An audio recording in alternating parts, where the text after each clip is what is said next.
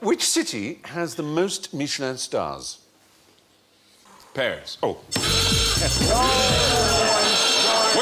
that don't count. Because I said Paris before I pushed the button.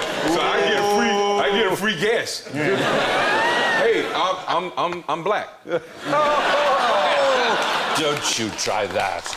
I know for a fact it ain't London. It's not in France. It's not in France. New York, then. Never. Oh, New York, I'm afraid, has been gone. Canada. London, oh, that's... Who said London? Alan said London. I didn't say London, you said Oh, I said London, sorry. Oh, Rick said London. I didn't say anything. He didn't say a word. And frankly, you should be glad. Rick said London. You said London. Might have been me. No, I would never say London. Yeah. Well, no, what I did say, I said definitely not London. That's what I said. No, I did. I actually said, I did. I will believe you. I will believe you. Okay, let me tell you why I said definitely not London. Yeah. And I'm not just trying to offend London. I'm trying to offend the UK in general. But I feel like any country that can produce Marmite, they started later than everybody else in trying to make food taste good. It's from a country that has spray-on cheese.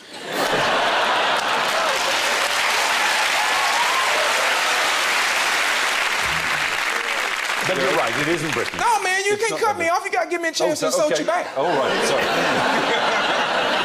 Marmite tastes like there's a naked man with hairy legs in your kitchen. But it has and every now and again, you take a plate with some toast and you walk under his butt and you go, okay, Fred.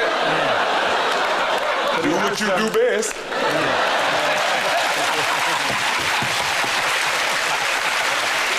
Very good.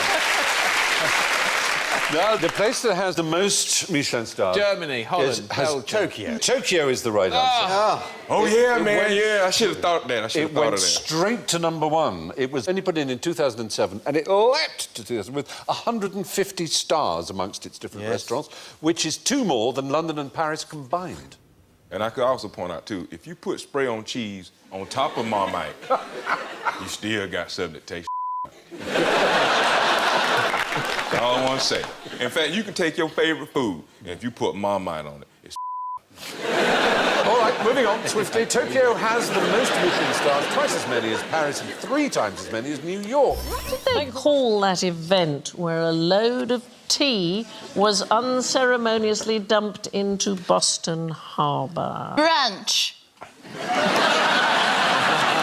I know you want me to say Boston Tea Party, so I'm going to say Boston. Your question was, what do they call it? You mean back then or something like that? Back in the 18th century. Oh, sorry. At the time it happened, so 1773. What was it called? I would imagine it was referred to differently by the British and by the Americans. Pretty much everybody called it destruction of the tea. Ah. Yeah. I prefer that. It's what it happened, isn't it? Because there was absolutely no tea party involved. I'm from Boston. We're very proud of the Boston Tea Party. But why is it called a party? Because it was awesome, you know? There's fancy dress. See, everyone's dressed up. Yeah. We won't say what they're politically incorrectly dressed up as. But there's the thing, that calling it a tea party implies that some tea was made during it rather than destroyed. Yeah, they made it. And my experience, I'm sorry to say this, my experience of the United States is that when you order tea, it is made in a similar way to putting an insufficient amount of tea in an impossibly large quantity of cold water.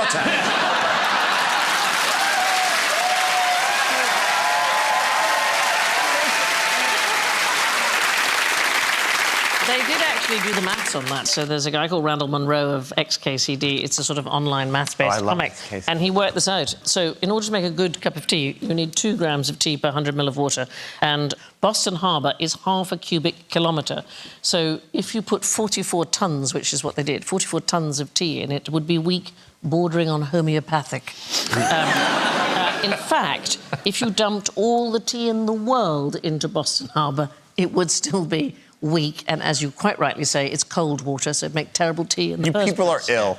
You're ill. Like, the primary concern of this is like, well, was it good tea? Like, Well, It really matters. So when King George VI visited Washington in 1939, he went to visit FDR, and they were very concerned that he would be able to have a decent cup of tea. So a lab called the Betts Laboratory, they synthesised London water so that it would be exactly the same at home. And the White House ordered 5 gallons of this synthesised lab water. And about halfway through the visit, they got a note saying, we find that we'll need far more water than we asked for. Please, could we have another 20 gallons? But can you tell me why the Boston Tea Party happened in the first place? What was it about? A girl. It's always a woman. Taxation without representation is what we're always told. It is taxation without representation. It's the fact that the British were able to impose taxes, but actually it was to do with a tax cut rather than a tax hike. Was a tax cut given to... It was given to the British East India Company, and they were allowed to sell their tea directly to Americans and avoid selling it through the American tea merchants, who had to pay much higher taxes. What? Why do you think that in the UK 95% of households have electric kettles to make their tea and hardly any are in the United States? What do you think that's about? It's because of the different standard voltage of the electricity system here. Yeah, absolutely. It would take so long to boil a kettle in the United States. Although, can I just say, I grew up in New York, and I still have friends from high school, and I went to visit one of them, and she made instant tea with a sachet in a glass, and then she put it in the microwave. It's the most disgusting thing I've ever seen in my whole life. Made it with cold water. Cold water? Yeah. Yeah, I know. I just want to say, like, I'm sorry. Like, we don't respect tea the way that we should. Well, this is interesting, darling. So this is a place called Tea Kettle Junction in California, and people write messages on tea kettles and I can't find out why they do. I quite like it. It's because they're in love. It's just like that fence in Paris. You could actually do it with anything, anywhere. Yeah. Yeah, you just place something somewhere and other people do it too, and then it means stuff. Relations between the British and Americans over tea have often been rather strained. I thank you. The best way to find out if one of your guests is drunk without... Wait, hold on. How have you got this? We were in the cupboard. What the hell? What the heck, fire? I have no memory of this. So what's the best way to find out if someone's drunk without using a breathalyzer? Oh, No breathalyzer allowed. Well, I would make a pass at them, and if they go with it, they're drunk. That works. Yeah, that's my test. That's lean in for the kiss. But let's suppose you're a policeman. Would that still be your method? Sure, take down the particulars. Sobriety test is normally walking in a straight line, isn't it? That's right, especially in America, where states I've been stopped and, you know, they make you do that. But people always act...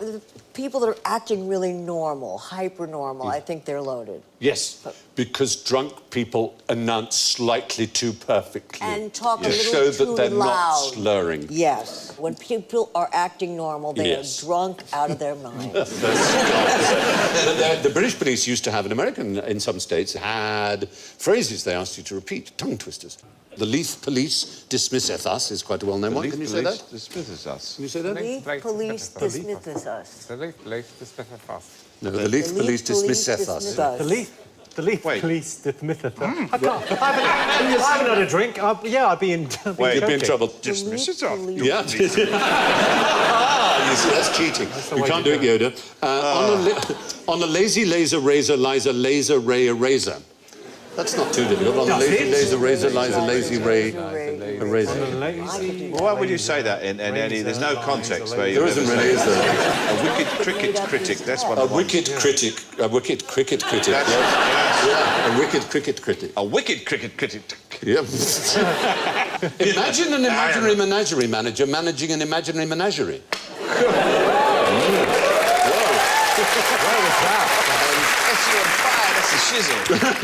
Researchers at MIT, I don't know why they say this is the most difficult, but maybe for drunk people it is. Pad, kid, poured curd, pulled cod.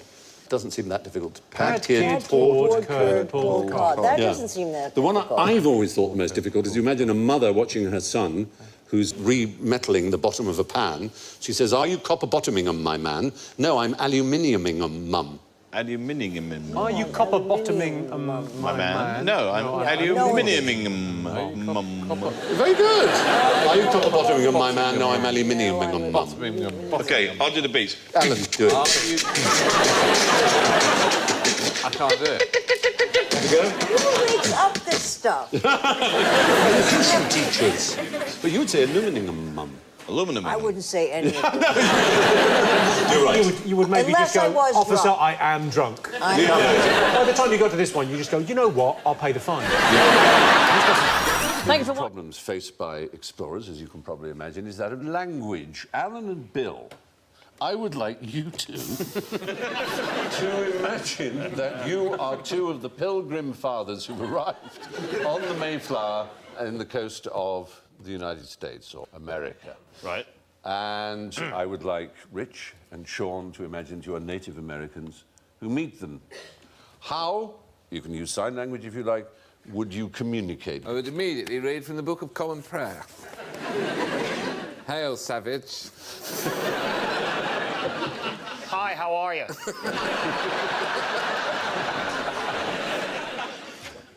What's that, Toby jug? Yes. Where's the pub? Foaming pint of beer. Humate, hapatimite, etimite, never mind the buzzcocks.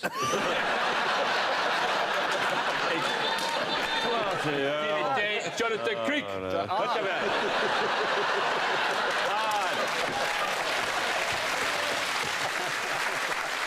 Habate pata, I can't believe my eyes. Not just never mind the buzzcocks, other things as well. Do stand up. Ha ha ha ha. And piano. Playing in hotels. You think you're the first explorers here, don't you? Where do you think these eyeglasses came from? The extraordinary thing is, between them, Rich and Bill are absolutely right. The first thing said by one of the Native Americans who met the Plymouth Brethren was, could I have some beer? In English. He asked for beer in English. He met the Indian, did? Yes. He spoke fluent English. He'd crossed the Atlantic 6 times. This was in 1620. America had been visited by others. The Pilgrim Fathers were not the first people to land in America by any means. It's a trick question, wasn't it? Yeah, his name was Squanto, the best known of them. Yes. But this particular one was called Samoset, and he spoke very good English. Somerset. What did he say then? Get off my land! Have you got some cider? You bloody Pilgrim Fathers, get off my land! He learned his English from fishermen and from his friend And the Squanto. archers. And from the archers, probably, as well. Sure. Are you buzzcocks? That's what he said. But instead of getting beer, he got cheese and a bit of duck. And they both helped the Pilgrim Fathers survive their first year because they had nothing to eat when they arrived. And all there was Maine lobster, which is now a delicacy, but they thought was hideous. But they were in terrible strife, weren't they? And they were about to starve. Yeah. And then they said, well, actually, you can... here's some turkey. Yes. And the full... And some cranberries. And then they killed them all. With guns. Unfortunately, yes. There was 50 years of peace, though. In fact, Squanto brokered a peace that lasted for 50 years. They lived together very happily. He was an interesting fellow, Squanto. He was kidnapped from his village by a British captain around 1605, which was 15 years before the Mayflower sailed. And he lived in England for 9 years. And then he returned home on another British ship. Then another British captain kidnapped him and tried to sell him into slavery in Spain. He was rescued by some Spanish friars, escaped back to London, took ship again, this time to Newfoundland, found it was too far to walk home, so he sailed all the way back to England. The following year, he signed up for an exploratory expedition to New England and crossed the ocean again. By the time he had crossed the Atlantic 6 times, he was fluent in English. What would you do to a waiter who drew a smiley face on your bill? No. I'm not a fan of the smiley face. No. I don't mind them introducing themselves. Right. But the weird thing is a waiter goes, you know, hi, I'm Stephen, I'll be your waiter. If you call them Stephen for the rest of the night, Stephen, and they come out, they get quite annoyed. By about halfway through the main course, Stephen, this meal is really good. You tell them lots of things and maintain contact and use their name all the time, then you get a sad face on you. It's like personalised number plates. If you ever see a car go by and it's got Reg in it and then you see him go, all right, Reg, they don't like it.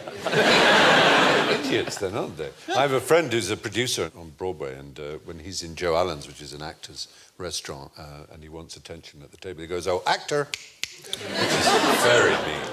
It's very rude, isn't it? Yeah, they don't like that. The stewardesses don't like that on planes when you go nurse. I hate it. It's a... I should have even said stewardess. They're not even... What are they now? Is that a cabin crew? Something? Yeah, attendants. Attendant. Attendant. Cabin crew. Cabin crew! Yeah. You work out of Stansted, don't you? I recognise that. Does the smiley face mean the waiter's pleased with what you've done, the way you've conducted yourself? No, it's You're a way a good of getting. customer? It's a way of getting a bigger tip. And weirdly, it works. It works. Yeah. They should draw little otters. That would be better. Yeah. On their backs, around with stones. Yeah. Does that really work? Are you saying, Stephen, that gets some bigger tip? Yeah, Is that drawing a just smiley face, introducing your name, telling a joke, apparently. How about decent service? Wow, I don't think they've ever thought of that, but that might work. Is that a suitable tip? Because if it is, I'm going to change everything. That's fantastic. That's quite £1.30. What, which is the nation of biggest tippers? America, is it? America, yes. They're obliged to, aren't what's they? considered the... 20%. 20%? Yeah. But if it's bad service, you take the tip and you put it in a glass of water and you turn it upside down. And you leave it on the table.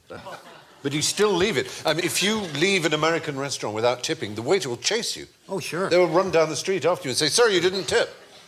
Yeah. They really will. They do. They come and take your money and they say, "Will there be any change with that?" Yeah. Yes, I think. But then you can't... That's a $100 bill, and I've just had a cup of tea. But what do we think in Britain is the right 10%? 10%. But the average that's left, apparently, in British restaurants is 8.5%. No. And so out of the Welsh and the English in Britain, who are the bigger tippers? I'll go Welsh. Yes, they are. The English are the worst tippers in the United Kingdom. Yeah, I'm not as surprised by that in the slightest. No, I'm not either. The English resent tipping. They do, don't they? They do. You know what? I don't think it's even that they resent tipping. I think they can't even be bothered to do the math. No. How many bullets are there in a gunslinger's revolver? 7. 5. 12 stones, 4 ounces. 6. Well, 6, they're called 6 guns, and they have, as you noticed, 6 But there were chambers. 6 in and 1 in the spout, isn't that? No, it's not. It's quite the other way around. 5. You're right, 5. Why 5? Gravity. Well, it's simply safety. Wyatt Earp, who one can be regarded as something as an expert, he said, "I've often been asked why 5 shots without reloading were all the top-notch gunfighter ever fired with, 5, when his guns were chambered for 6. The answer is safety. The hammer rested on the empty chamber, so it could never discharge by mistake because there was no safety catch on it there. And there, of course, the great Clint Eastwood.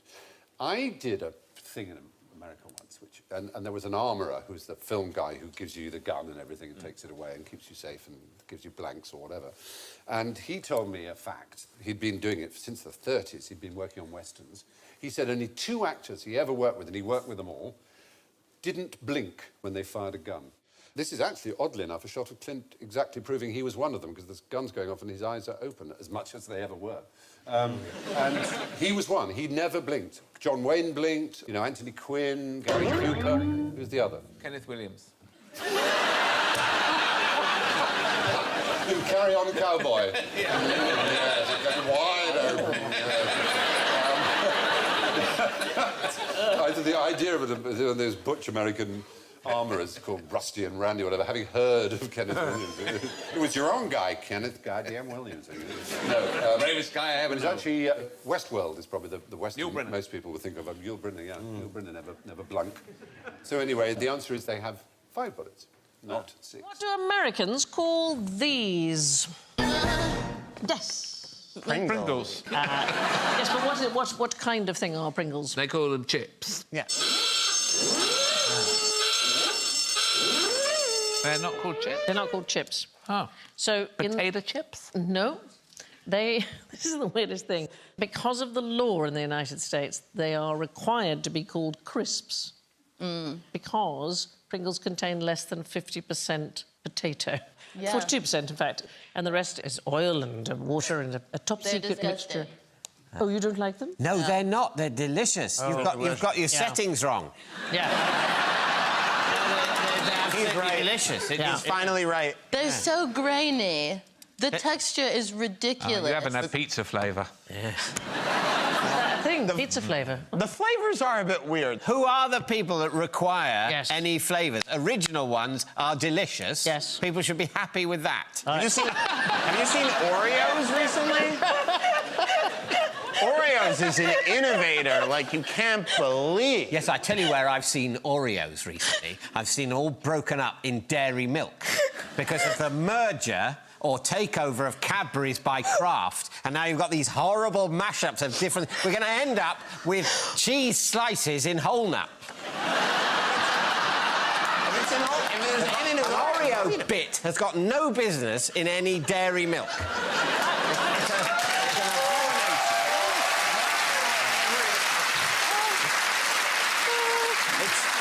Acceptable face of nationalism. I suddenly have a sense of how hard it is to run the UN. It's. I hate it, all the new flavours, and like orange Kit Kat. Fuck off. You don't have to eat them, David. I'm not blaming you. I don't have to... thank you so much. You don't have to watch cricket. I quite like cricket, but it's slightly spoilt for me that I have to watch it in the same world where orange Kit Kat exists. Change is bad. Yeah. So crisps. Pringles are called crisps, so they're probably the only ones called crisps in the United States. The Pringle can was invented by an American organic chemist called Fred Barry. He invented it for Procter & Gamble in 1966. And he was so proud of it that when he died, his ashes were interred in a Pringles can, and some of it was in an urn. It didn't all fit in the can. Anyway, after his death, his son and siblings debated what flavour to use for the ashes. Sour cream and onion? No, they said, we need to use the original. Oh. Yeah, so... Quite right. Yes. Would have been... Otherwise it would have been very disrespectful. Pringles were renamed as crisps when the chips were down. Thank you for watching. What's this little frog doing? What's this chap up to? Wow. It's practicing first position? What's going on in the background? He's trying to build up his nerve into jumping in that gushing stream. No, he's just going, I can do this. He's facing the other way. I can do this. Is he fishing? Is he catching things in his web? I was thinking maybe there was a plane load of frogs trying to land.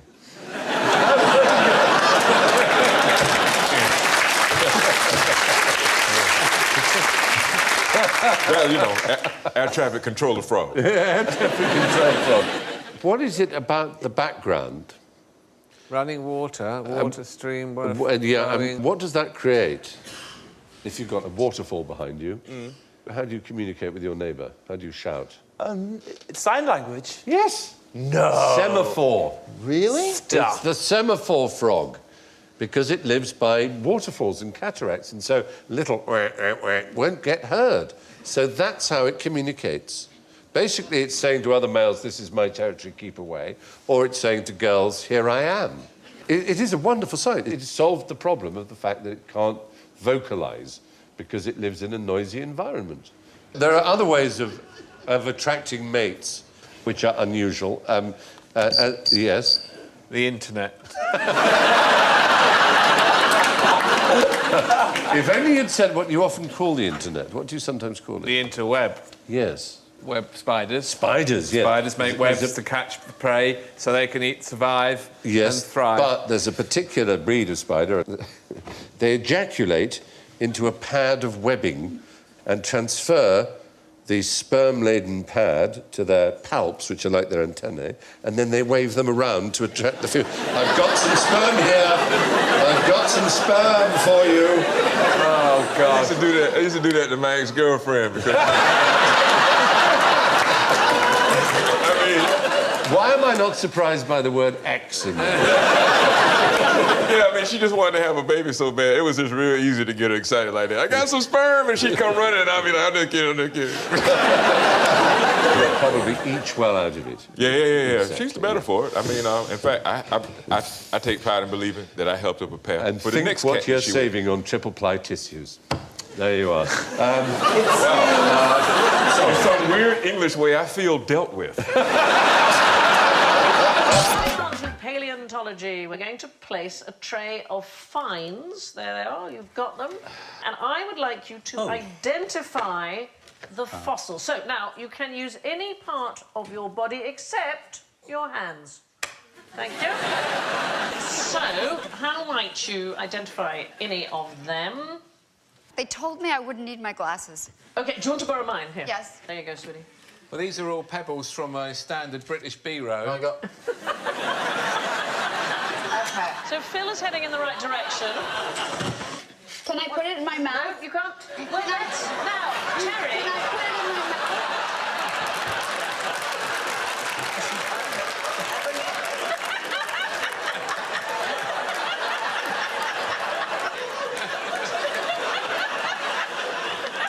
Terry is exactly right. Terry has got the right answer. Good for her.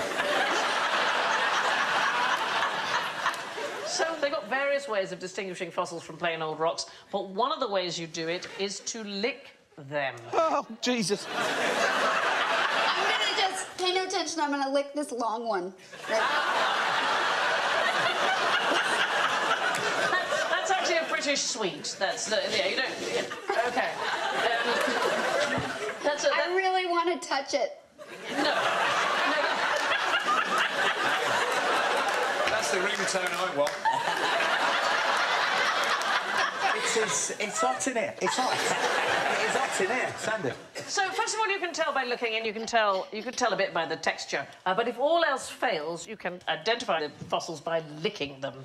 Which one do you think is the dinosaur bone? Right. This little one. So if you look up, see, it's A. B. It's A. Oh, it's A. Is the dinosaur bone? It's stickier than a normal stone because it's got calcium and it's porous.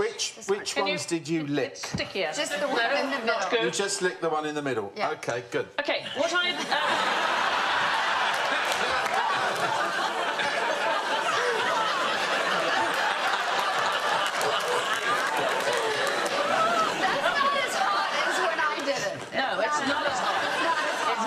as hot as when you did it, Terry, I'm honest. Right, what am I... B. Try B. Try B? Yeah, just have a lick of it. No, don't put it all in your mouth, then. Just lick it. Just lick it. Hasn't anyone ever told you that?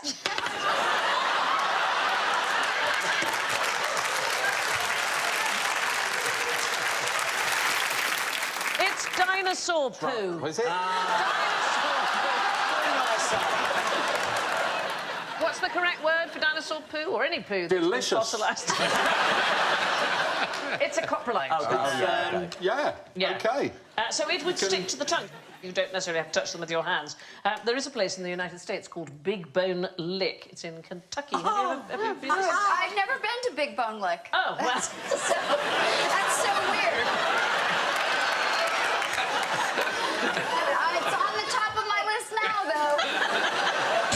A loud burper. That's the other thing that there's a record for. Anybody do loud burping? No, I'd need some fizzy pop. Oh, Sam. That's it. That sounds like a frog with asthma. That's something I never thought I would see. If you start lighting your farts... It's unbelievable. I see you missed one of the shows. Can you imagine if this was just Ross Noble's dream? Slipknot are on QI, Sandy gets out, she's hosting now, she burps, then she lets it fly. Is this actually happening? Well, the world's two loudest burpers, and I like that it's come down to two, are currently locked in a duel. The record was set by a man from Essex, surprisingly. He's there on the right, that's Paul Hunn, 109.9 decibels. No way. Yeah, that was in February, and immediately it was broken by Neville Sharp, who comes from a town I want to go to in Australia called Humpty Doo. Humpty Doo? I've been to Humpty Doo, yeah. Have you? Yeah, and they had that guy on the telly. Right. And they were going, we've got the loudest burper, and, you know, he's the... And he was... Yeah, because, you know, slow news day. And they went, do one for us now. But, like me, he needs to build up to it, and he couldn't perform that time in the morning. Oh, no. And everyone was going, oh, not sure if you really are any good at it. Humpty Doo, though, it's the most Australian town I have ever heard of in my life. Their biggest tourist attraction is a statue of a boxing crocodile. And they're famous famous for the Humpty-Doo virus. It's a virus for kangaroos, and it's named after Humpty-Doo. So anyway, Neville Sharp beat Paul... This is the exciting battle between the two burpers. Neville Sharp beat Paul Hunn, and the day after, Paul, from Essex, broke back. He broke back with 117.9... Oh, he's got that wrong. That's the other end. He made 117.9 decibel belch, which is apparently louder than a Deep Purple concert in 1972, which broke the record for the world's loudest band and left 3 audience members unconscious. They held the Guinness World Record. Did they? It was in the books, yeah. So that became the goal for everybody, and then Motorhead broke that, and now apparently a man's throat has done the same. It's louder. What the hell am I doing? But would they... What did seagulls contribute to the war effort? Seagulls? Seagulls. You know, you give a television technician Photoshop. Did they steal the food out of the hands of the enemy soldiers and they starved to death? Is it like the parrots in the Eiffel Tower? They kept parrots in the Eiffel Tower in World War II to warn when aircraft were coming, and they'd go, "Oh, aircraft coming." That's true, they did. Surely they'd say, des avions viennent. Yes, obviously. I was translating for the benefit of the fair audience. enough. But, no, it's not quite that. Again, we have to be in the right war. Which war? Which war are we in? The First World War, we need to Some sort of 14 to 18. message service? No, there was a new threat that had never been seen in warfare before. Aeroplanes. That was one.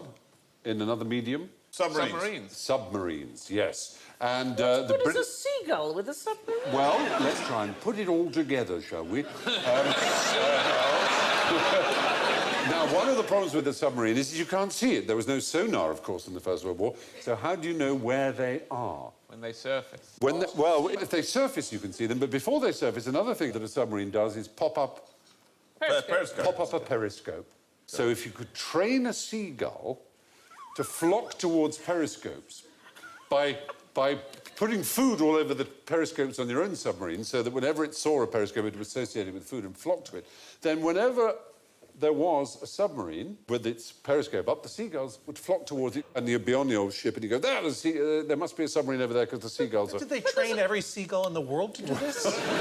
Or did they keep flocks of seagulls, so to speak, on ships? Yeah. Surely the flaw in the plan is putting food all over your own periscope so you can't see where you're going. Well, you only do that in the training area. Oh, I see. Sorry. Yeah, I see. But they thought, while we're there, they thought, let's get it, not just train it to recognise the enemy's periscope, but to poo all over it so that it will blank out the lens. This is a terrible plan. It'll never work. It is a bad plan. Sounds like something out of Blackadder. That'll do it. That'll work.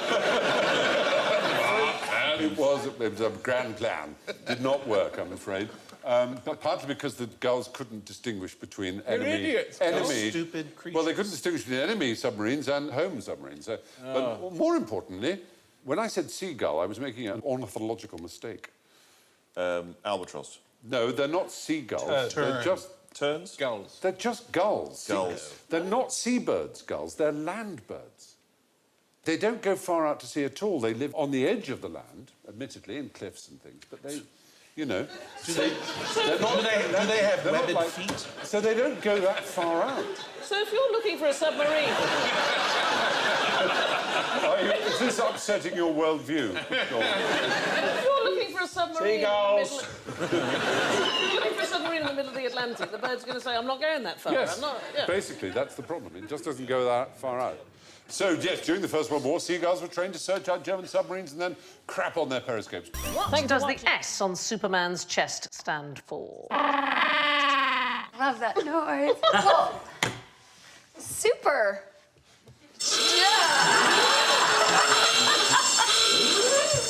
So it's not an S. Simon.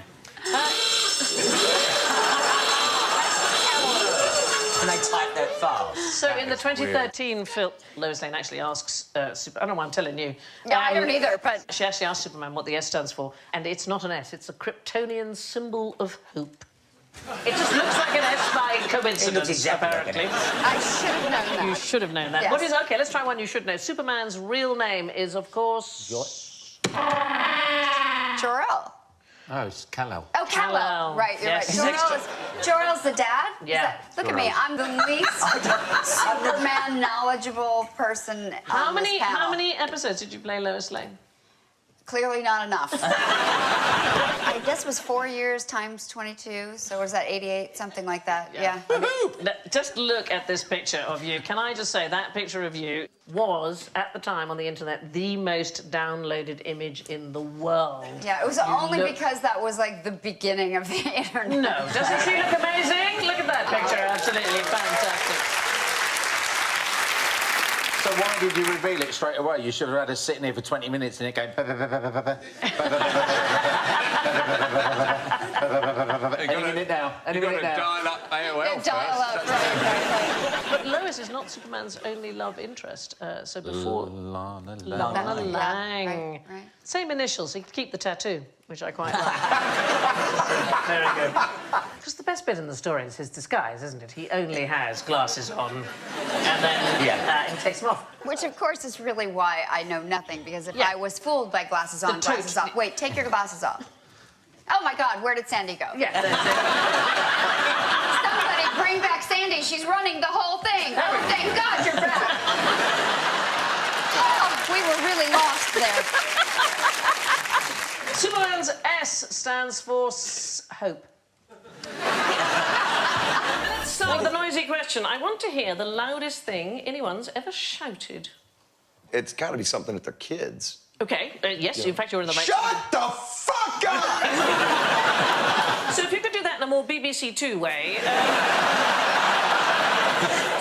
I'll do my best. Imagine Shush! OK, imagine... Is it yodeling? No, but yodeling is my Achilles heel. I could be on my deathbed, full of depression, and somebody yodeled, I would laugh. There's something... Is it a human doing it? It is a human doing this. It is, but he's in the right area. It is a word for shush. It is the loudest words that have been shouted. It's in the Guinness World Records. Like quiet. It is quiet. Really? Absolutely right. It is the loudest word ever spoken.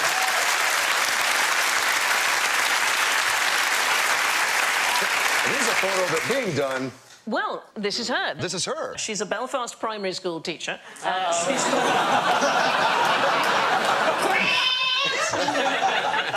She's called Annalisa Flanagan. I think she mostly uses a rather impressive voice on the hockey pitch. But in 1994, she entered a shouting competition, and her world record has remained unbroken for 22 years. She logged 121 decibels, which is exactly the same as a chainsaw.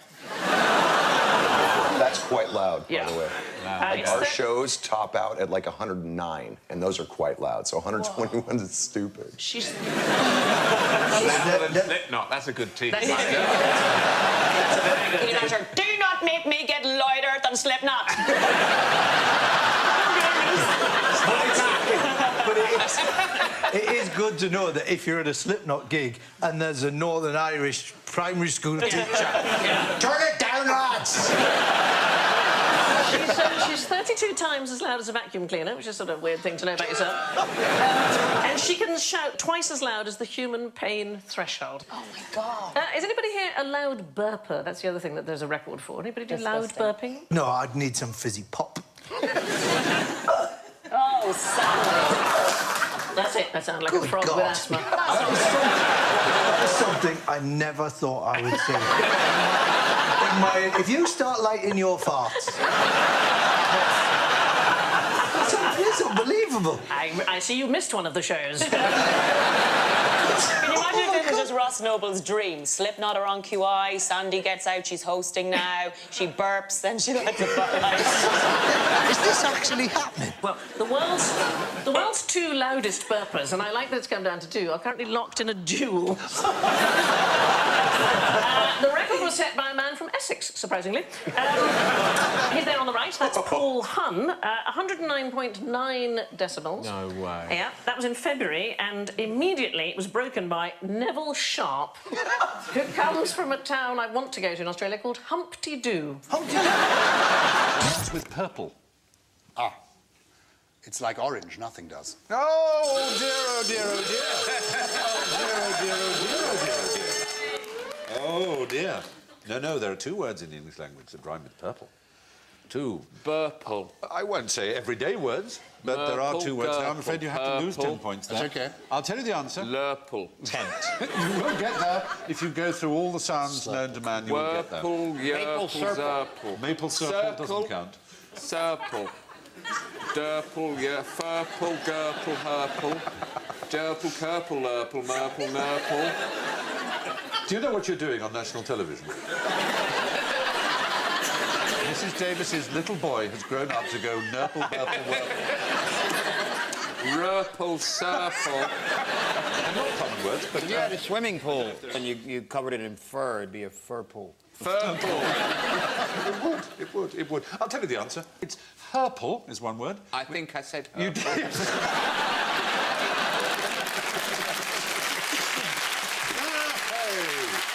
5 points, Daniel.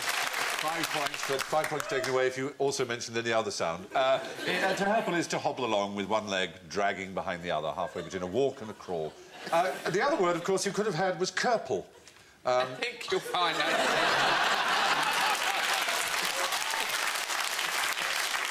Didn't I say I'd take 10 points away if there was a second one that you'd already said? Yes. Yes, but I'm going to take that back. I'm not going to. Curple is the leather strap passing under a horse's tail. Under the tail of a horse. Is buckled to the saddle to stop it slipping forwards. It's better known as a crupper. It's also curple. It's the rump or hindquarters of a horse. Now known as an I'm an idiot. Or now known as the croup. The word appears in a rhyme in the work of Scotland's national poet, and I shall give it to you. Abi mer vonti olma hap, dus hinging o'er my curple, than ony ermine ever lap, or proud imperial purple.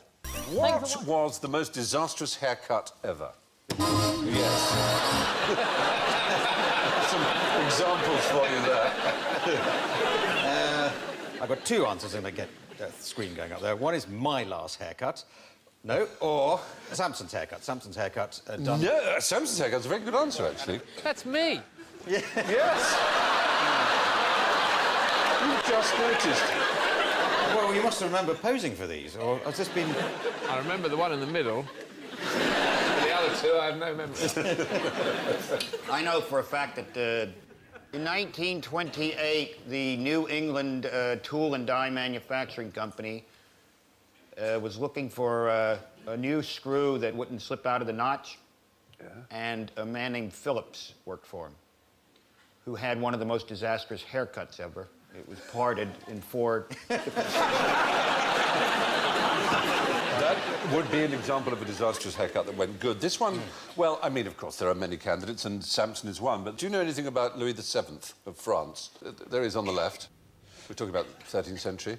His queen became queen of a more famous king to us, being British. Aquitaine. She was Eleanor of Aquitaine, absolutely long right. Hair, yes. The point is, Louis VII was very religious, and the monks got to him, and he cut that hair off. He looks rather good there, but apparently he cut all his hair off, and she was furious at it. Oh, right. So cross that eventually she divorced him. I mean, there are other things too, probably, but the hair is mentioned by historians as one of the things... He also cut his cock off. Maybe, I don't know, his mother may have sold her... Has your mother sold a mangle? Maybe that had happened, yeah. I divorce you. But the consequences of the divorce were enormous, because she then went over, she was incredibly rich, she took her kingdoms with her, married Henry II, and it began the 100 Years' War. Yes. So essentially it was the haircut that began a 100 Years' War. Yeah, but that's just something you say in polite company. Like when you telling the people you're breaking up with your partner, you go, yeah, well, I ain't like what he did with his hair, so I left. You can't really say about the king, he keep farting in bed. I just don't like his haircut. Yeah, you're right. What is interesting about this poor king is he definitely wouldn't have had sexual relations with Eleanor's mother because he was very abstinent indeed, and he became ill, and the courtiers suggested it was because he hadn't had sex. Yeah. And so he consented to have the Queen sent for, and they said, no, she's too far away. If you don't have sex immediately, you will die. But genuinely being told that he had to have sex or he would die, he actually said he would rather die chaste Yes. than live an adulterer. See, that leads you to believe that he had a bad sexual experience as a child. Yes. Yes. And just, you know, because, you know, most men wouldn't rather, like, face death than have sex. So something happened when he was a kid, maybe a teenager, maybe his wee-wee got caught in the zipper, or he mangled, or... Yes, the mangle. Or he said, I'm not ready for this yet, maybe just let me lick your elbow. And the woman just said, do what you do best. And... Very good. The Simpsons make a reference to the 100 Years' War. Oh, do they? Do you know what they call it? Operation Speedy Resolution. Anyway, so we've all had bad hair days, but the one which helped start the 100 Years' War takes some beating. What's quite interesting about digestive biscuits? Well, it's a hard-working biscuit, the digestive. You know, you put cheese on it. There's goes chocolate on it. It's a base for cheesecake. It really is a sort of Renaissance biscuit. It's a great dunker. It's a very, very hard-working biscuit. But have you ever noticed that there is a slightly fishy taste about a digestive? What have you been dunking them in? Oh, who have you been dunking them in? Lord. We're in the world of misnomers, but things that are wrongly called. Do they give you wind? They were called digestive because they were supposed to be an anti-flatulent biscuit when they were designed in the 19th century. No, that's right. In America, it's... You better have one of these. Sorry. Maybe you stuffed it up, I don't know. But I'd like to see an advert for this flatulence biscuit. Hey, try it, don't test it. We're heading right back down the diarrhea highway. Welcome to the United Kingdom, Miss Norton. The fact is, they are not aids to digestion. In America, it is illegal to call them digestives. Of course, in America, do you know what we're talking about? Cookies. Yeah. Yes. Right, which is from the Dutch. Koekje, meaning a cake, which is why you call them cookies. Because what you call a biscuit is more like what we would call, I don't know, a kind of scone thing. You have biscuits and gravy. Explain to the ladies and gentlemen what that is. Oh, traveller from an arcane land. What do your people eat?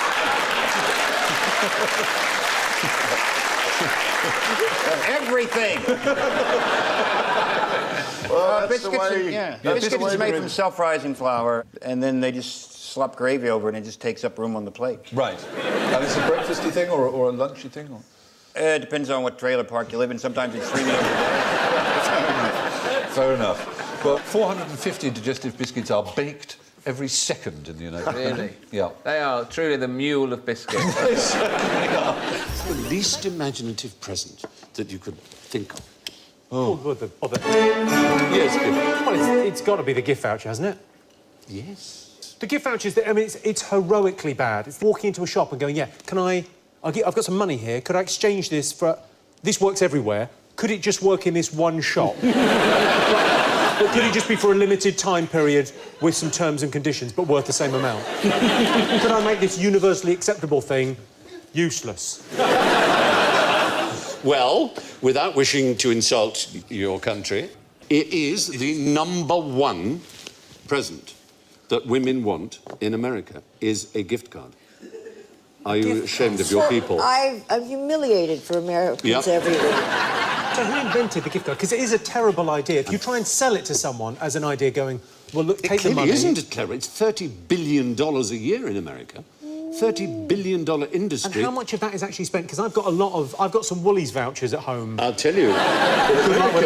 In America, only 75%. About a quarter is never redeemed because the recipient forgets or the time period elapses before they get to the shop to redeem it. Period. You know, like money doesn't have. Yeah, exactly. Brilliant. I know. It's Idiots. astonishing. I've got one at home. I can't find it. Oh, that's annoying. It's for a day driving around Brands Hatch or something. Oh, well, no, that is That's fun. really fun. Oh, yeah. I think it's probably expired. I got one that was an hour in a helicopter. That was it, just an hour. There was no mention of a pilot or whether it would take you anywhere or whether it would even go off the ground. You just sit in a helicopter. Someone outside.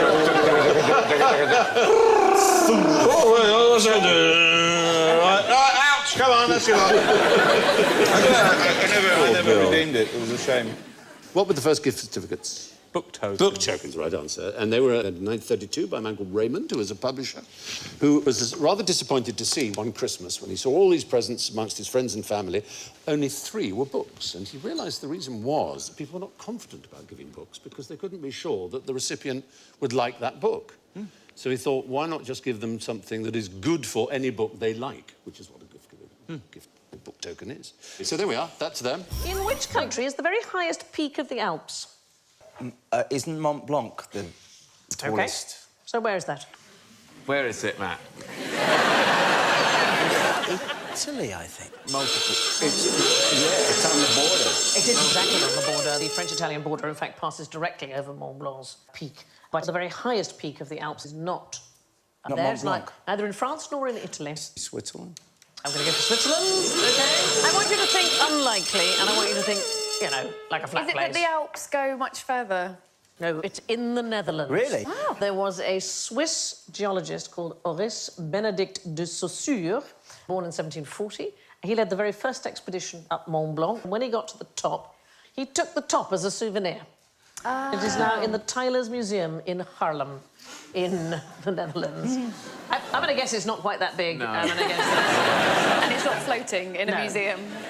He was a fantastic polymath, de Saussure. He's described as the inventor of climbing, or alpinism. Did he invent climbing? Well, he invented the... But people were climbing on the Alps before, and he came along and went, I would call this climbing. People must have been climbing Yeah. before then, yeah. Just boys making things up. It's Boys not making- right, is it? You've never had that on your show, have you? People making things up. Oh, that would be so wrong. That would be very wrong. It would be a good topic for the show. Is my friend claims he invented climbing. And the women who love him. Yeah. You can say any sentence in the world, and as long as you add, and the women who love him, Yeah. then you got a show. My Labrador and the women who love him. What lives underwater and is the loudest animal in the world for its size? Greg Proops. Oprah. Good answer, but untrue. Is it going to be a blue whale? You were doing so well.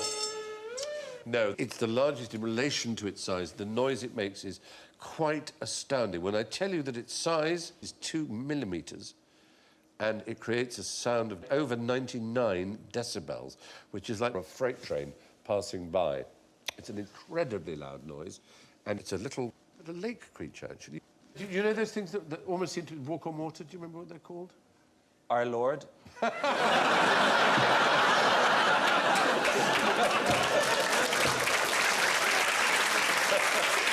You could call this the Jesus insect if you wanted. It's a water boatman. The water boatman is a beautiful little creature, and it uses the surface tension of the water, there you see, to walk along the water.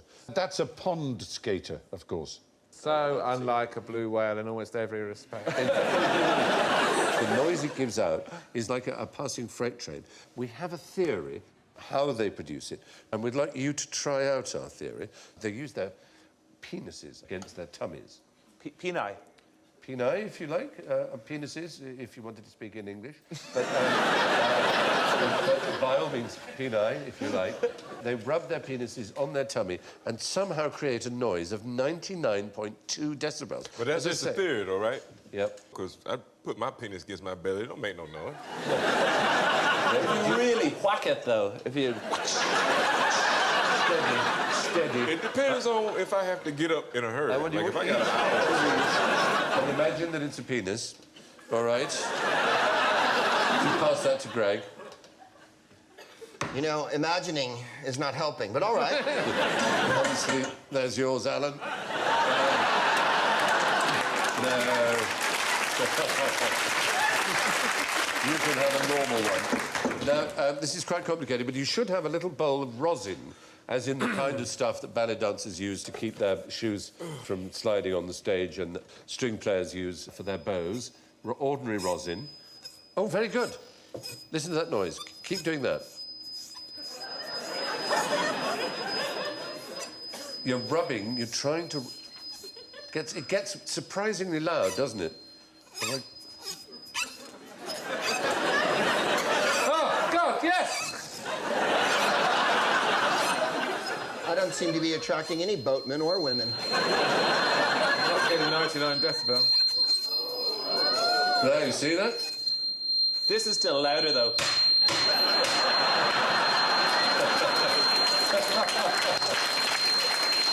Is that yours?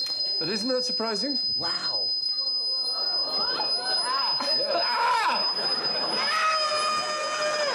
It's like Mars attacks. Yeah. Our brains will explode. Solo. Alan's very good at it, isn't he? Have you given him a wand? Is that a wand? What Thank you for outrageous item of clothing got the Duke of Wellington thrown out of a club? Yes. I'm going to suggest he wore his Wellington boots in the club, so I knew that would be because I just love it. I think it's so fantastic what a career he had, because not only was he a great general, winning one of the most important battles of all time, and a few others, plus he was Prime Minister, and he had Wellington boots named after him. Pretty astounding, isn't it? And they were on my shirt. I think I know. Yes, go on. I know exactly what happened. Now, he showed up at this situation, and it was supposed to be all formal and nice, but he was a bit of a cook. And he came in and he said, look at this wonderful dish I made with beef. And it was inappropriate to be trying to introduce your cooking at a social occasion like that. And his wife tried to say, don't do it, just, you know, save it and invite some people back, and we can eat, have a smoke, and then it'll all be good. But he was like, no, I know this is good food. And so he took it there, and he was just, people was like, oh, we're just drinking here, and just, oh, he's general, he should know better. And just... This is what I believe happened. I might have read it somewhere, I can't remember. You reminded us of another thing to chalk up to Wellington. Yeah. Not just the boots, and the not food. just the battle, but the Pastry, beef in pointlessly pastry. around beef. Yeah. Actually, this happens to be just about my favourite club. If you were to ask me if I could get in a time machine and go anywhere, this is one of the places I would go. It was called Almack's. It was the club that determined whether or not you were in society. And it was run by these fierce women, the lady patronesses. And it didn't matter who you were. If you didn't get a voucher from them, you couldn't enter Almack's. So we're looking for an item of clothing that Wellington turned up in. Yeah, because what must a properly attired gentleman in the evening, what should he wear? A hat. He'd have that, but what would he have down here? Hot pants. Close in as much as... Breeches. Knee breeches. Yeah. Knee breeches. And Wellington wore... Long trousers. Trousers! Trousers. He A wore rah-rah trousers. Yeah. He wore trousers. And so he was... he said, I won the Peninsular War, for goodness sake. I can wear any trousers I like. You'd think. Exactly. Or did they make him roll them up? That's my catchphrase. I can come in any trousers I like. Sorry. That's... it's... Sorry. I do apologise. Yeah, I sure enjoyed that long, winding story so we could get to that. That was... The trouser was considered absolutely shocking and not to be worn in smart society. The breaches of etiquette. Exactly. The breaches, that's good. Good, you know, we like it. I bet when they told him he couldn't come in, he looked at him and he went, pants to you. The point is, the Duke of Wellington was thrown out of a club for wearing trousers. On the subject of trousers, as a matter of fact, what's the best way of dealing with a wartime shortage of trousering? Wow. Yeah. I think that's just trousers. a serving suggestion there. I don't think that... They ran out of trousers? Well, they... Obviously, in the war, there was a shortage of material, and how did they deal with it? What's the first thing you would do to save material with trousers? Put them in trenches. We try and use less cloth in each trouser. Yeah, exactly. One-legged trousers. In Scotland, you'd wear kilts to... Or you take them off dead guys. Yeah. I mean, the enemy. Yeah. But no, generally, the first thing that they banned... Oh, pleats and things like that. Turn-ups. Turn-ups? That saves about an inch of... Out of a million? Come on. It's a lot of material. And they were so serious about this that if a tailor sold someone extra long trousers, longer than they needed, knowingly, really, so that the wife would then make him turn-ups. The tailor would go to prison. What about older gentlemen who pull their trousers right up? Yes, they do, up to the nipples, Right up to the nipples there. Yeah. Why, now, first of all, what's going on there? Why don't they stop somewhere on the way? They've got no pleasure in life left except to give themselves a wedgie every time Why don't they just pull their trousers right up to just under their eye? Then they would save. They would save on shirtings. They could have a really long fly. Like... You're a very, enormous fly. Yeah. The fly must be about 2 feet long. The time you've undone it, you've forgotten where you're Just zip there. Nurse! Also, boys under 12 couldn't have long trousers, they had to have shorts. And, of course, women couldn't wear stockings, so what did they used to do? Oh, they used to draw a seam on the... Oh, there they are. There you Draw are. a seam on the back of their leg. Yeah. Because they felt that if their legs were bare, it was considered that made them look available. I don't know if the boys in the shorts thought the same, but it was... Firstly, they would stain their legs to make them look tanned, with gravy browning and things like that. And then they would draw a line down the back, which looked like the seam on nylons. I mean, it seems crazy, but... Why didn't the soldiers just draw pictures of trousers on their...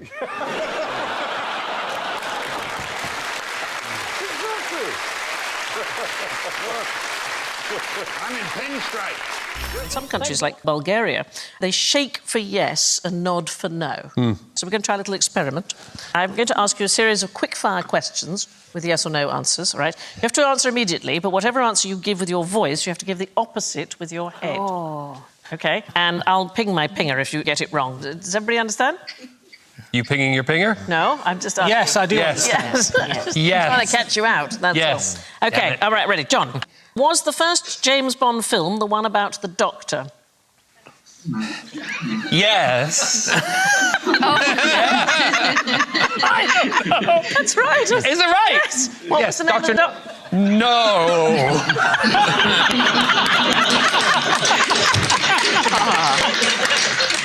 Ishan, do you know what band featured the keyboard player Rick Wakeman? No. Don't know? No. OK. But it's... It's Yes. The band is called Yes. Yes But, is the band. but you didn't know? No.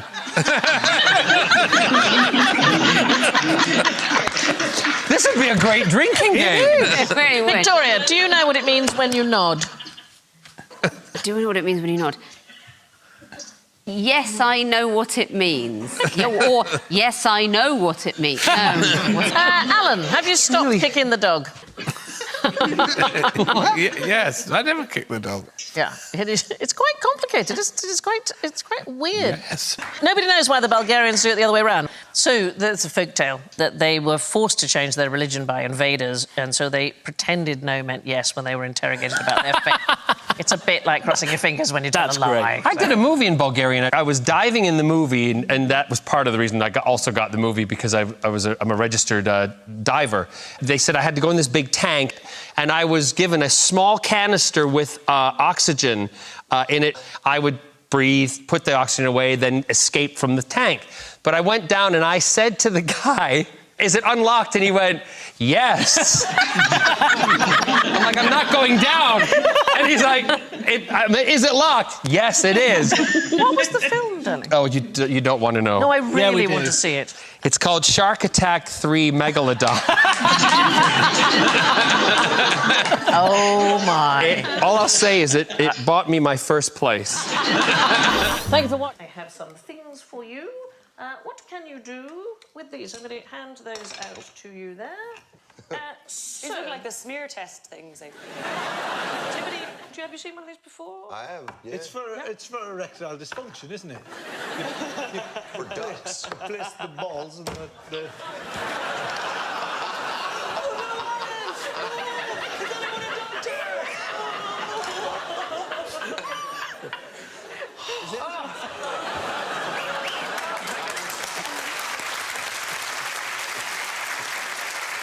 Is that it? Oh, a duck. To get ducks. It is a kind of whistle, but it's not to be played with the mouth. It's to be played with your nose. It works. Put it in your mouth.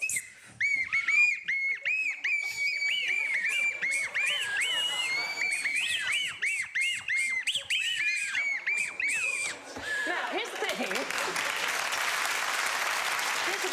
I'm guessing, is this for, like, paramedics who, if somebody, they're not sure if they're breathing or not, you just put that on the... They're still alive. So it's called a nose flute, all right? And the very first patent for this was the nasalette in 1892. And the theory was it left your hands... There it is. Your hands free to play other instruments, but this one doesn't. So I've got some knicker elastics. If you put that round your face and the thing, I think these are from knickers. Well, before I lost weight. So try that. Oh, can we all be in Slipknot now? What do you reckon? Can you have to put through your nose? Oh, you can change the note. Look.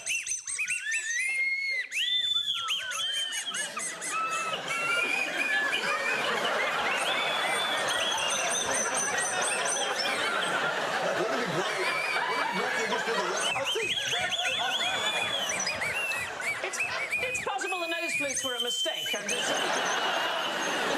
Alan's completely got the hang of it. And yet, tuneless. Oh, I can actually play the tin whistle on my Can you nose. play the tin whistle? Yeah, but I'm going to give this one a go. 1 second.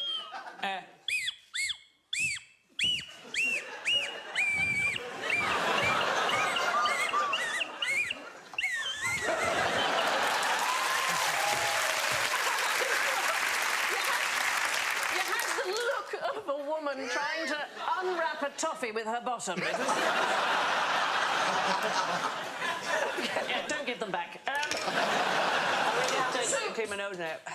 Well, we will come on to what is in fact a double-ended nose picker, but the nose flutes, they've been around the world long before this patent existed. They were played in Southeast Asia, they were played in the Pacific Islands and the Congo. Fiji couples used to use them to seduce each other. Right? And apparently it was traditional to plug one nostril with tobacco and then play through the other nostril, and then you get kind of hit of nicotine at the same time. I don't know.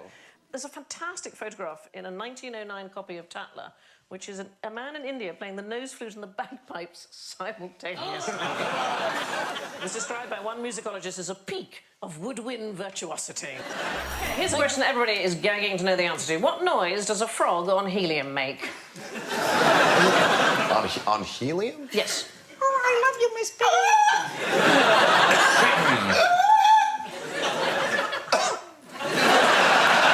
You've got a frog in your throat. Yeah. Yes. Hey, Corey, if you want a klaxon, I reckon if you did a high-pitched ribbit, I reckon Try it that. would get Try one. say ribbit. Yeah.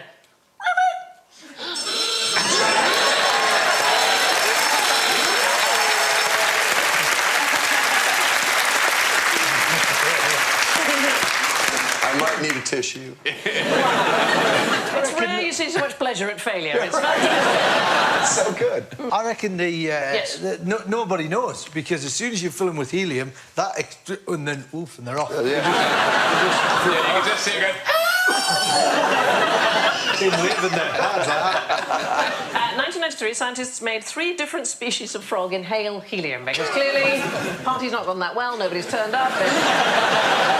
Scientists with poor social skills, I'm going to guess. We've finished, but we can't leave till 5. Yes. So, anything you've always wanted to do. And it has no effect on frogs whatsoever. And the reason is that frogs don't use the resonance of the air inside their vocal tract to vocalise, the way we do. They seem to create resonance by using their skin instead, and that is not affected by helium. OK, so having that piece of information in your heads, what do you think would happen if you asked a dinosaur to suck on a party balloon? I think he'd be like, I died thousands of years ago. This is a dream. It would sound like...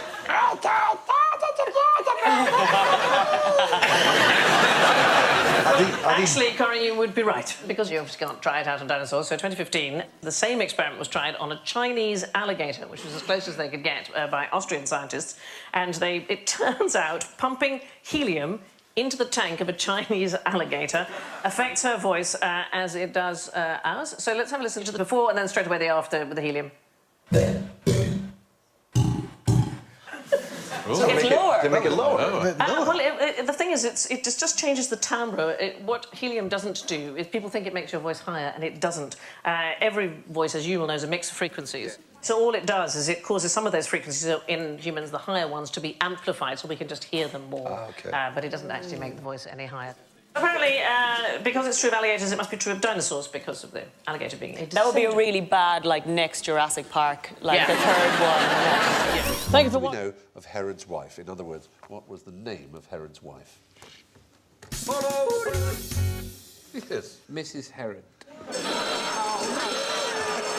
Oh, I'm not going to say you're predictable, but my goodness me. No, we want her given name. They didn't use Mrs. in Judea. Maria, Sylvia, Jane, Michelle, Mary. Fortunately, we haven't got all those up. No, Beyonce. It's nearly that odd. It's nearly that Brittany. odd. Madonna. I'll tell you, it begins with Yvonne. a D. Denise. No. Dawn. Detox. Closer. Donna. Diana. Closer. Donatella. Donatella. No, don't forget the N. Dot. Dor is a good beginning. Dorothy. Shorter. Dorothea. Dot. Que sera, sera, sera. Doris. Doris, thank you, Doris. Doris Herod, yes. No, it's a surprise. Her name was Doris. He's been out all night killing babies, I'm telling you. He comes back in here covered from head to foot in the blood of the innocents. I am not washing that cloak.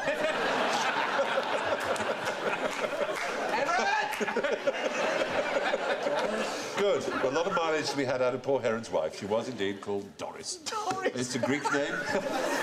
To our ears, it is a bit funny, but so... Did you find the Messiah? Because he's a very naughty boy. King Herod and Queen Doris. There they are. How do you say it in Greek, though? We would say Doris. Probably a slight hint of... Can you do a that. Greek pronunciation of Greek things? Stachtodochios, if you want, is ashtray, for example. Oh, you mean ancient Greek? Ancient Greek, yeah. It wasn't the same sort of Greek. They weren't walking around in togas up the Parthenon and that philosophising, going, I wonder whether the sun go round the earth or is it other way around? It's been a puzzling me all night about a triangle and whether these are like the angle, they all are the same on the different angle compared to that one up there is the same, innit? That's Pythagoras. Put these vegetables on that skewer and shut up. My grandfather always used to call Pythagoras Pythagoras because he was Hungarian, my grandfather. He said, you go to school, you'll learn about Pythagoras. And I was thinking, who's this Pythagoras? And I remember, and I came out, he said, did you do the Pythagoras?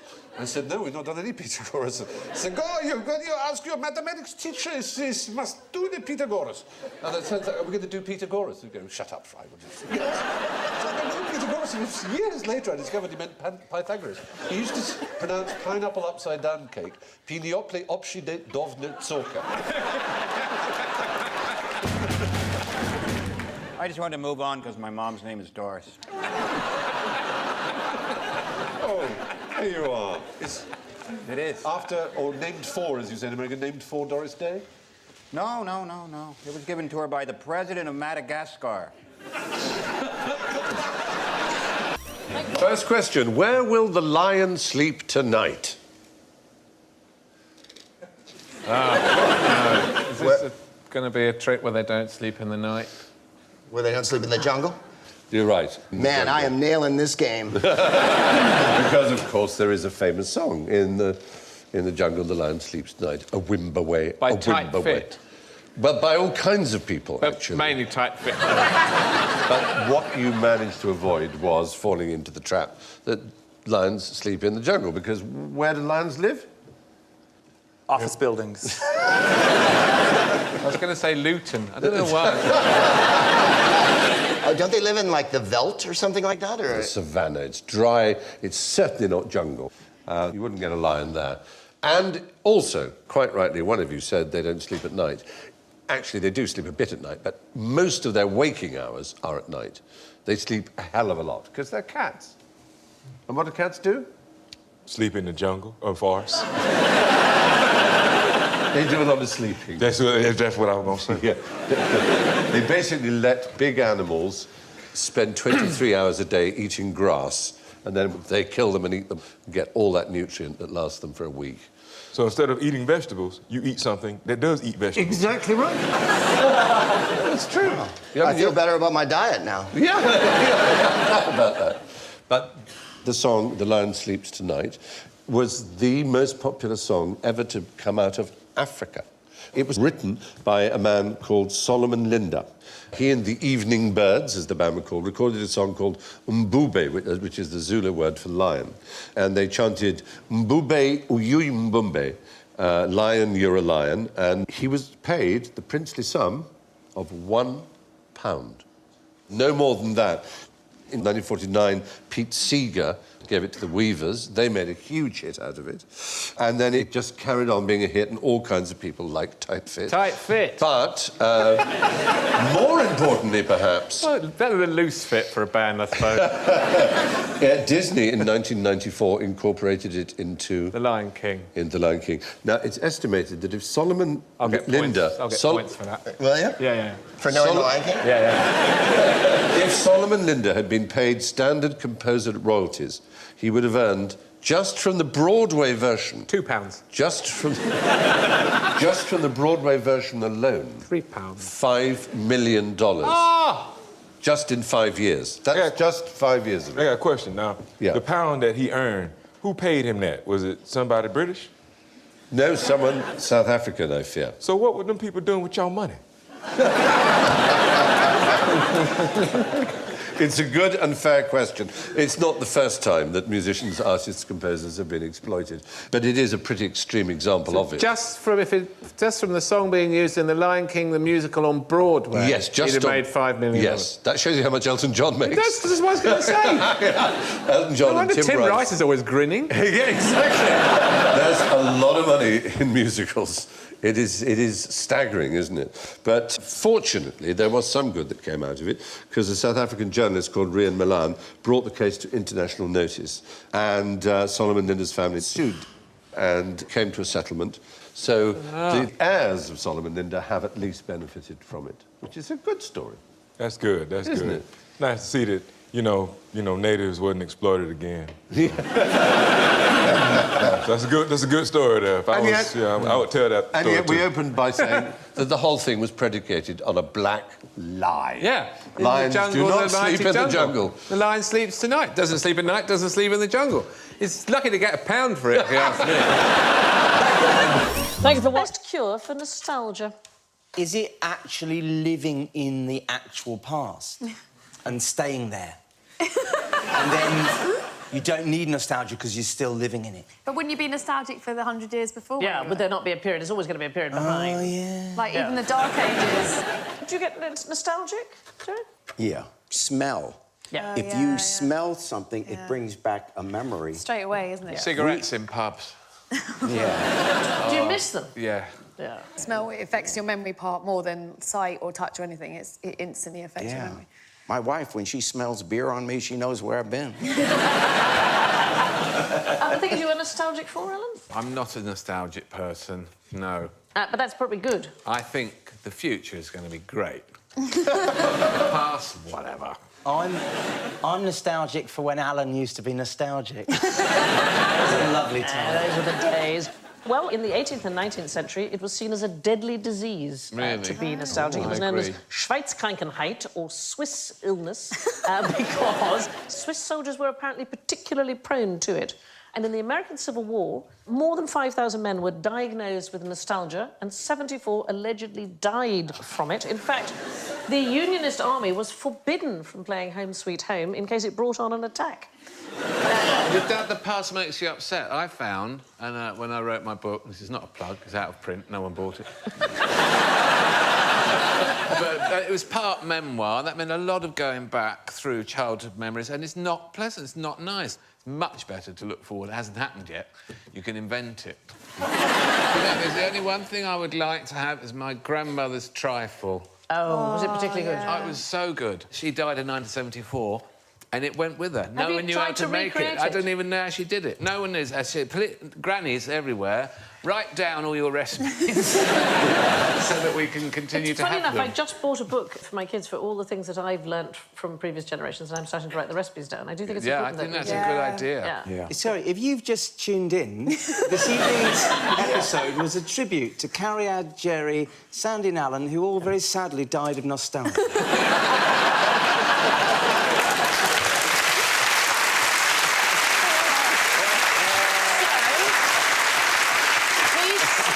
Haven't worked out what the best cure is. A Russian general came up with it in 1733. Vodka? Did it involve vodka? It didn't involve vodka. What he did was he warned the troops that the very first man to come down with a case of nostalgia would be buried alive. And cases plummeted. The suspected causes of nostalgia were unfulfilled ambition, poor hygiene, coming from farming stock, and masturbation. Those were the... Got two of those. Me too, and I've never been on a farm. It was declassified as a disease as late as 1899. What was? Nostalgia, no. yeah, no. I'd say that's still troublesome, yeah. I miss it. Actually, it can be useful. It is thought to protect slightly against cold, so people can stand the pain of icy water for longer if they focus on nostalgic writes this memories. stuff down?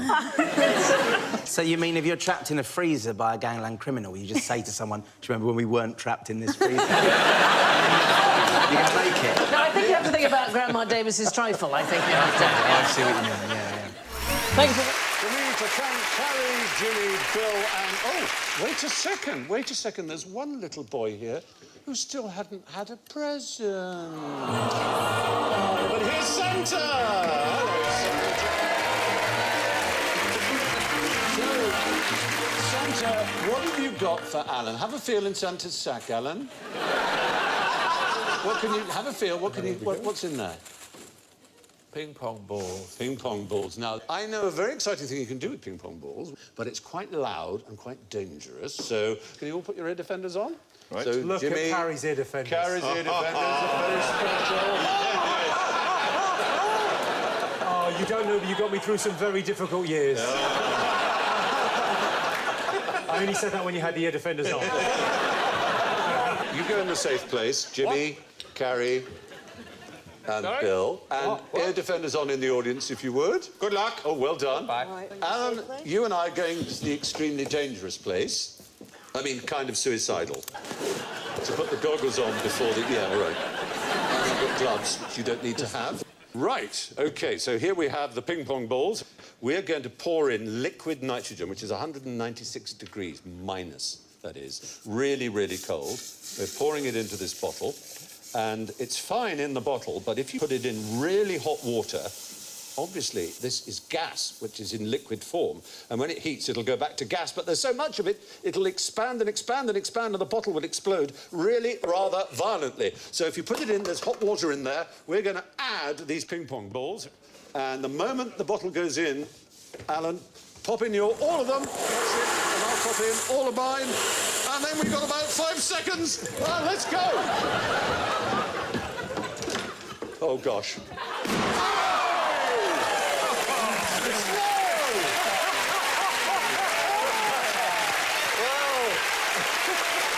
Ladies and gentlemen, that's great.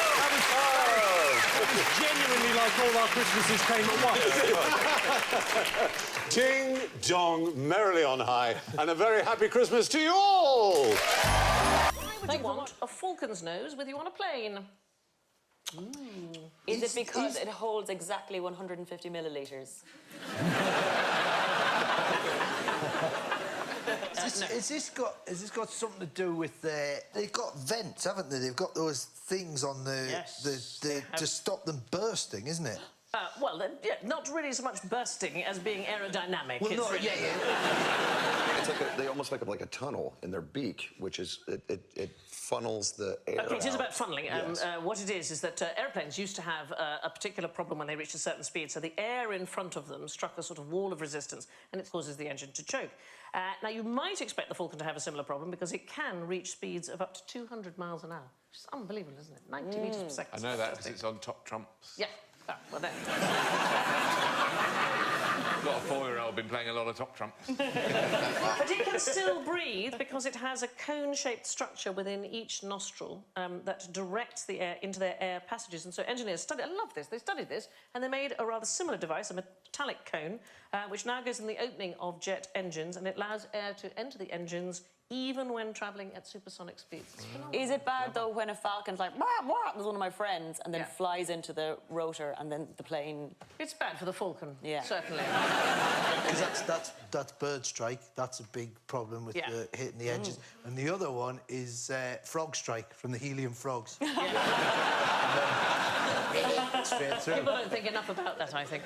Anyway, lots of birds have improved or helped to improve engineering. So kingfishers have improved the design of bullet trains as well. This is a lovely story. So 1990s, there were the very fast trains making extremely loud booming noise when they got out of a tunnel, and it's caused by a cushion of air which is built up in front of the speeding train while it's in the tunnel, and so it was waking up residents, disturbing wildlife.